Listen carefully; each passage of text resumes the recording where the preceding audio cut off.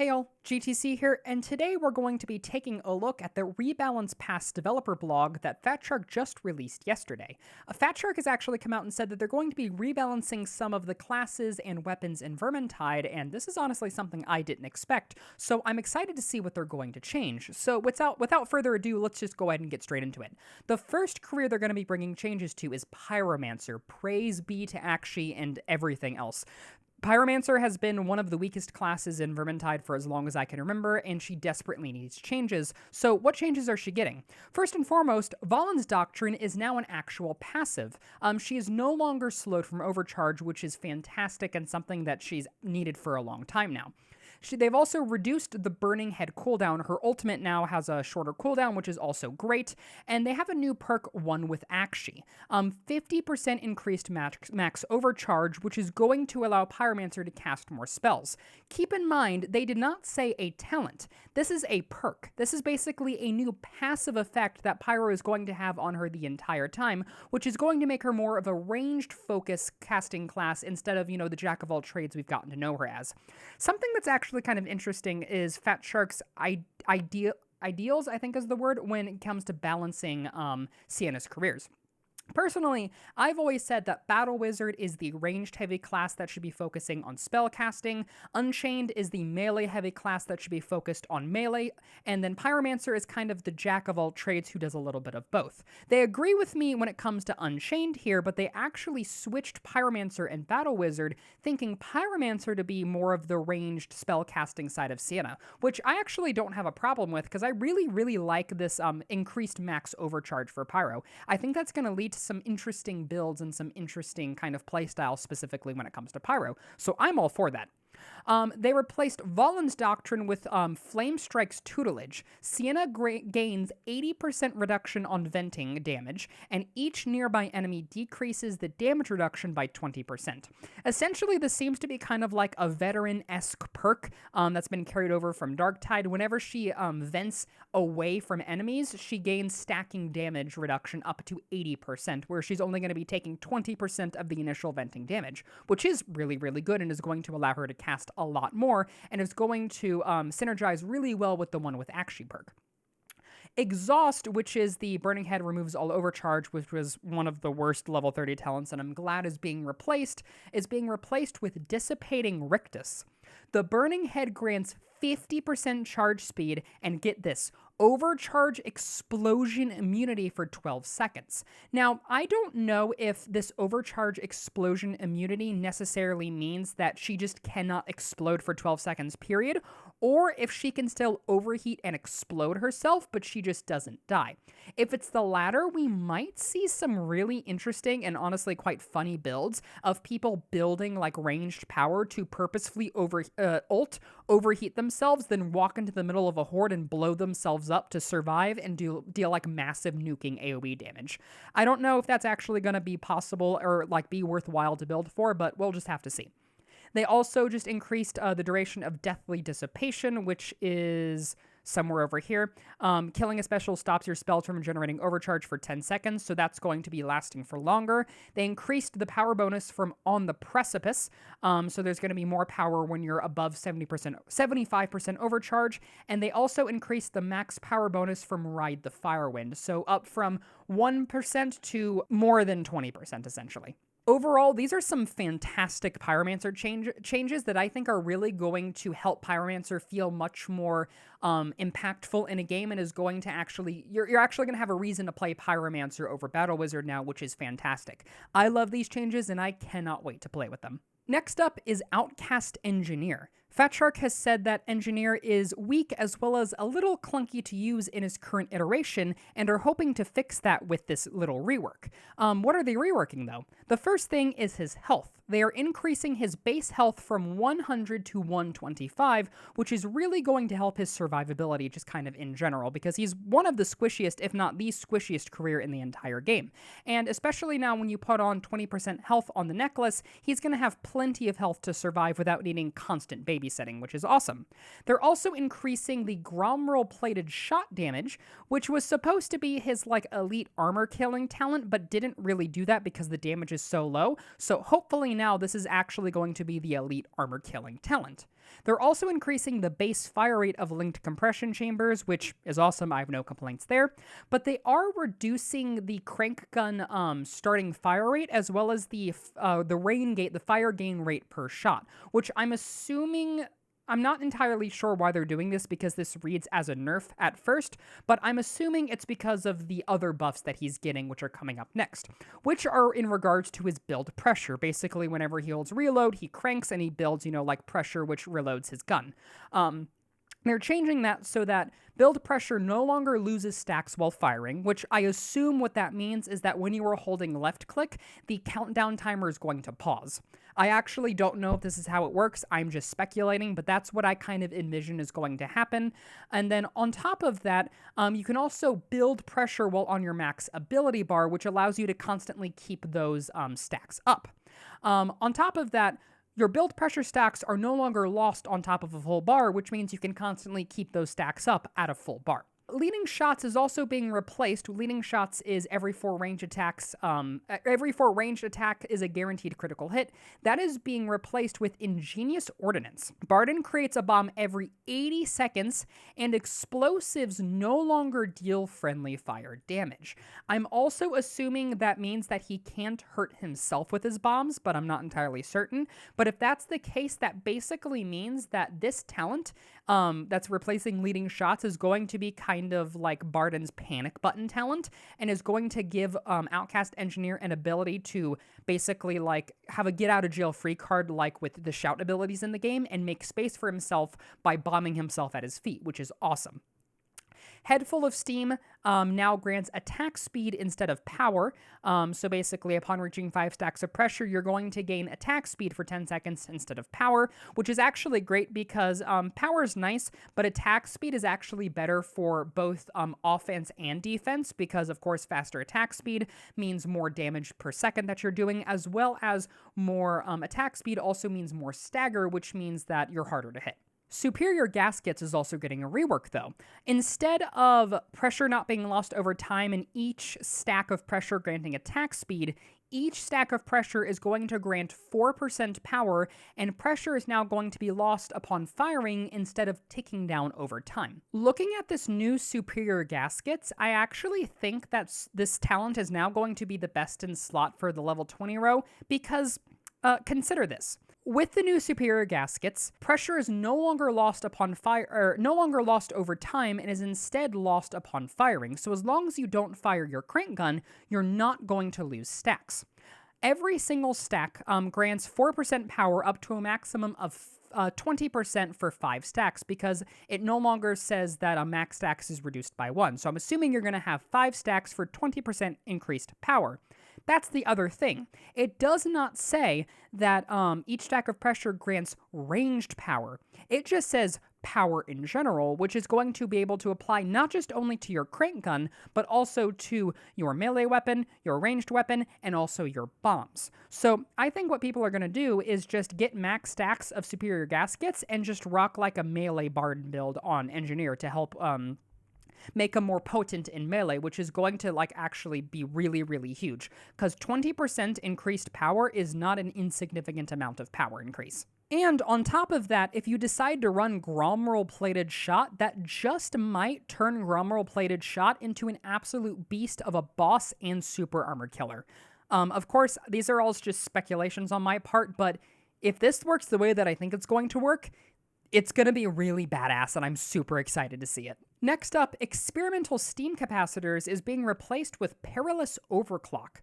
Building pressure at max stacks restores 25% charge and grants 15% crit, which I'm assuming means crit chance, but damages Barden, and each overclock increases the damage suffered. Now, on paper, Perilous Overclock seems like a really, really good talent, but there are a lot of things we don't know about this talent yet that could easily make or break it. For instance, how long does this extra crit chance last?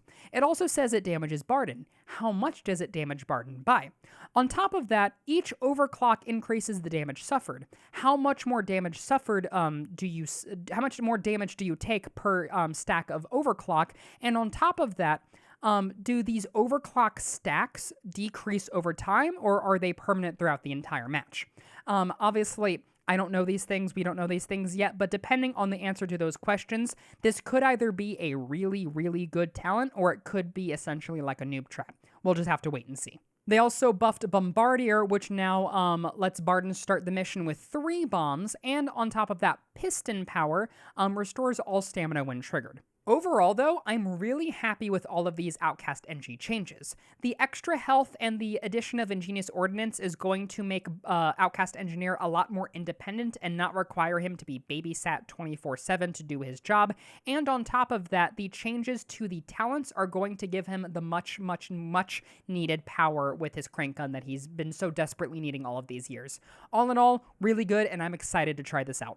Next up, Warrior Priest. The first change he is getting is to his base ultimate Shield of Faith, which now renders the Warrior Priest immune to ranged knockback and allows them to trample through lesser enemies. Essentially what this means is that Unyielding Blessing is now base kit. Awesome. Divine Excoriation is also going to be replaced with a new talent called Blazing Bright. Divine Excoriation was essentially Warrior Priest's version of Repel, but it is now being replaced with Taking Damage grants Victor Fury, and Entering Fury grants Victor Shield of Faith. This is actually a really interesting talent because essentially it's going to act as a soft cap to how much damage Warrior Priest can take at a time, because if he takes a certain amount, he's immediately going to enter Righteous Fury and therefore pop Shield of Faith on himself automatically, which is going to block any subsequent damage he is going to take, which means that it's going to make him so much more tankier than he actually already is now, and I'm all for that. Empowered Smite, which is that weird talent that delayed the proccing of Smite by a second, is also going to be replaced with See My Wrath. Shield of Faith grants Victor 60% Fury. Smite now deals 40% of the attack's damage. Basically what that means is it's going to double the amount of damage that Smite does, and whenever you ult, you immediately gain 60% Fury, which can easily put you in Fury if you already have a little bit of built up, which is awesome. From Fury Fortitude also now passively grants the Warrior Priest Fury whenever he kills enemies.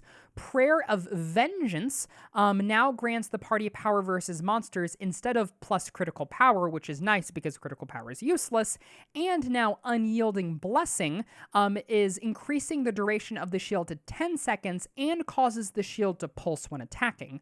What I'm assuming that means is that whenever you attack, the shield is going to pulse kind of like Repel does, which is basically going to be like an AoE stagger, which is going to be really interesting to see like how powerful it is and how often it procs. But once again, overall, these are some great changes to Warrior Priest that I am excited to play with. Next up is Battle Wizard. Battle Wizard is getting 2 nice buffs, first to Lingering Flames, where they're just going to increase the damage while using the talent, and to Volan's Quickening, where they're going to increase the cooldown reduction from 30% up to 40%. However, she's also getting some well-deserved nerfs, both to her Firewalk, which is going to have an increased cooldown, to Soot Shield, which is going to have its damage reduction reduced, and to Famished Flames, where the bonus damage from damage over time effects is going to be reduced down to 100%, as well as the reduction to normal damage is going to be reduced down to 15% to compensate. All in all, well-deserved nerfs and buffs, and I'm hoping this is going to bring Battle Wizard in line with Sienna's other careers. Speaking of Sienna's careers, Necromancer is also receiving some slight tweaks to her talents. First off to Army of the Dead, which is going to now reanimate 6 additional skeletons that decay after 20 seconds. What I think this means is that you are going to, when running Army of the Dead, raise your original 6 skeletons that last until death, as well as raising an additional 6 skeletons on top of that that decay after 20 seconds for a total of 12 skeletons per cast. The other change she's getting is to Lost Souls, where they're going to be buffing the damage of each soul and reducing the amount of overcharge venting necessary to release a soul. They're also going to be making some changes to weapons, primarily to Javelin and Coruscation Staff, which are going to be receiving nerfs in order to bring them in line with the other weapons because, frankly, these 2 weapons were overperforming and needed nerfs. However, they're also going to be making some changes to the one-handed weapons within the game. It seems like they want to make multiple changes to these weapons, but they don't want to accidentally overbuff them, so it looks like they're going to be doing them in kind of like waves and then monitoring the feedback and the changes changes to see if they need to keep adding changes, but the first buff we're going to be getting is reducing the pushing cost of most one-handed weapons to 1 stamina. Remember that each stamina shield in Vermintide equates to 2 stamina, so now most one-handed weapons are going to have the push cost of Rapier, which is 1 stamina. And then last, but certainly not least, are the most controversial changes of the boss killer changes.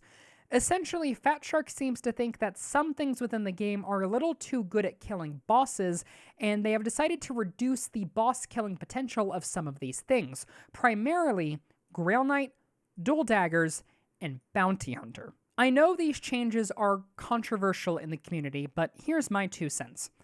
When it comes to Grail Knight, I think he was one of the stronger DLC careers that have been released, and honestly, I don't see a problem with him getting a little slap on the wrist to his power level talents as well as to the cooldown of his Blessed Blade.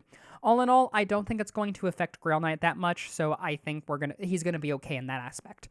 Dual Daggers, I don't necessarily agree with the change to the monster damage modifier, because the only time Dual Daggers was an issue with monster damage was when they were directly paired with Shade. When used with literally any other career, Dual Daggers was not an issue whatsoever, and by decreasing the monster damage modifier of the weapon in general, that might potentially mean that they're just not good monster killers when used on anything else but Shade. Dual Daggers are already a high-risk, high-reward weapon because of their very, very low defense and horde clear capabilities, so I didn't mind them having a really high monster damage modifier in order to kind of compensate for that, but I don't know. I have an open mind. I'm willing to see how the changes actually fare in an actual game, but I'm a little on the fence about them. And then for Bounty Hunter, they're not so much as doing an actual nerf, but they're fixing a